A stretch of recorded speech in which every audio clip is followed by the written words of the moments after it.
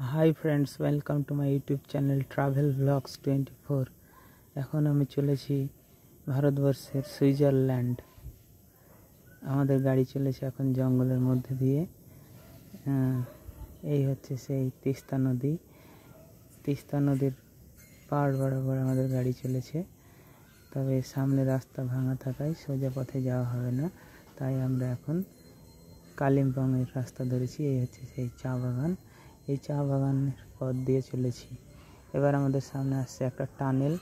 টানেলটা বেশ অন্ধকার, দিনের বেলাতেও বেশ অন্ধকার। এই টানেলের পথ দিয়ে চলেছি এখন আমরা গ্যাংটকের উদ্দেশ্যে। এই সেই ঘুরপথ রাস্তা।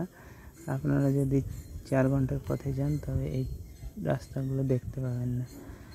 মেন রাস্তাতে এটা পড়ে না, এটা হচ্ছে বাইপাস রাস্তা।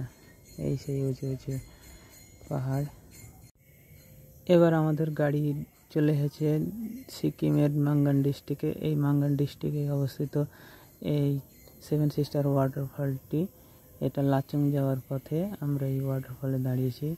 বেশ কিছুক্ষণ এখানে আমাদের গাড়ি দাঁড়াবে, যেহেতু লাচুং দীর্ঘ সময়ের পথ।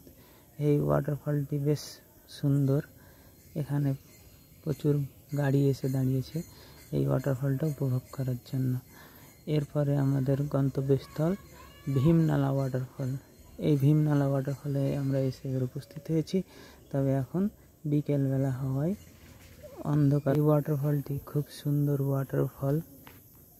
এই ওয়াটারফলটি উপভোগ করার জন্য কাঠ দিয়ে তৈরি করা হয়েছে সেলফি জোন। এখান থেকে সকলে সেলফি তুলতে ব্যস্ত, যার টিকিট মূল্য মাত্র 10 টাকা।